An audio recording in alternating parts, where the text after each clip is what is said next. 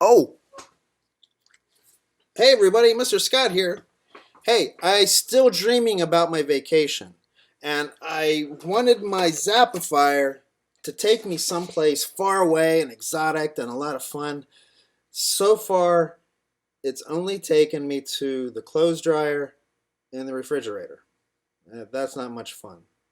So I've been working on it a lot this week. I really want it to work because we've only got one more week of Family Bible Fun, and I want it to work before we're done. So this week I'm thinking maybe I'd like to go somewhere really wet. I want to go somewhere where I can go swimming and splash and play in the water. I love to do that. Do you? Do you like to go to the ocean? Or maybe you like to go to a lake? Do you like swimming and fishing and boating and all that kind of stuff? Those are a lot of fun, aren't they? But a lot of our lessons lately have been talking about the Sea of Galilee. And Jesus spent a lot of time around the Sea of Galilee. And it's not really like a great big ocean or anything like that. It's like a huge lake. And you can even visit the Sea of Galilee today if you go to Israel. A lot of people like to visit the Sea of Galilee. Now, today's lesson, though, talks about something amazing that happened at the Sea of Galilee. The Bible tells us the historical account of when Jesus walked on the water. Sounds exciting, doesn't it? Well, if we turn to chapter 14 in the book of Matthew, we'll read about it. And it's also found in Mark chapter 6 and in John chapter 6. Let's take a look. Jesus had been teaching crowds of people by the Sea of Galilee. It was getting late, so he told the disciples to get into the boat and go to the other side of the sea. Jesus sent the crowds away, and then he went up on the mountain to pray by himself.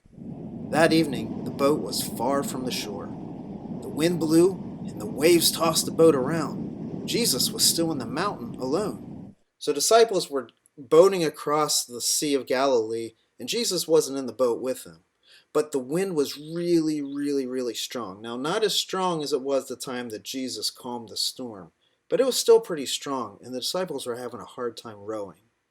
Around 3 o'clock in the morning, Jesus came toward his disciples, walking on the sea. When the disciples saw Jesus, they were terrified.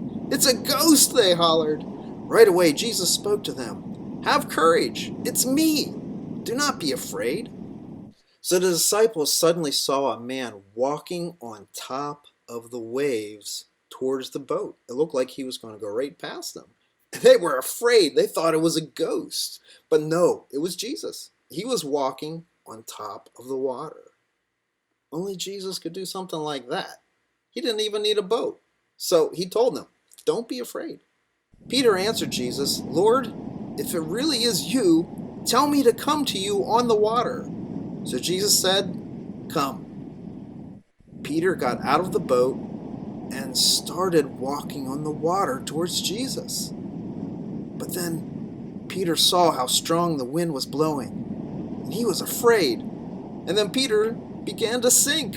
"Lord, save me," he yelled. Jesus reached out his hand and grabbed Peter. Jesus said, "You have little faith. Why did you doubt?"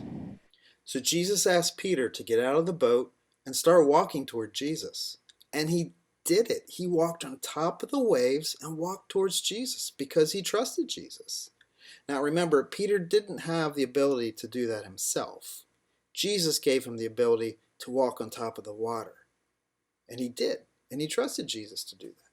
But he didn't keep his eyes focused on Jesus. He started looking around and he saw the wind blowing and he saw the waves crashing and he got very afraid and he started to sink, to go down under the water. And Jesus had to reach down and pull him back up out of the water. You know, there's a lot of times in life where God may ask us to do something that's very hard or very difficult, and we need to obey Jesus, and sometimes it's not always easy. And if we don't trust Jesus, we may get very afraid or very worried about what will happen.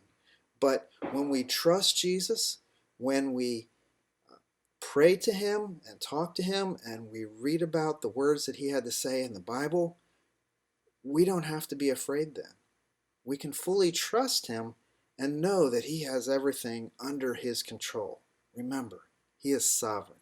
Jesus is sovereign. So Peter and Jesus got into the boat, and the wind stopped.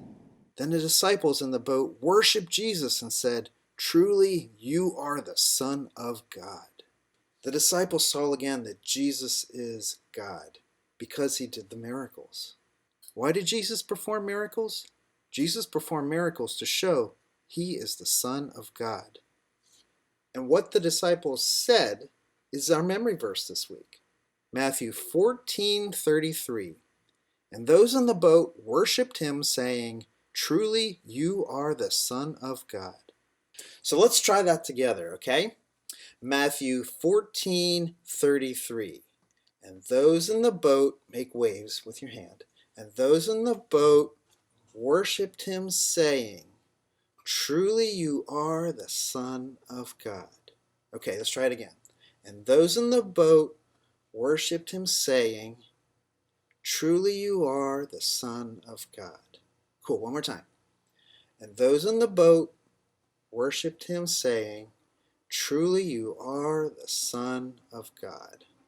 Good job, excellent. Well, you know what? I'm ready for my vacation. I'm ready to see the sea and wave at the waves. I've got my goggles. I've got my boogie board, my Tweety Bird boogie board, and I'm ready to go. Okay, Zappifier, take me someplace with lots of water. Ready? Here we go.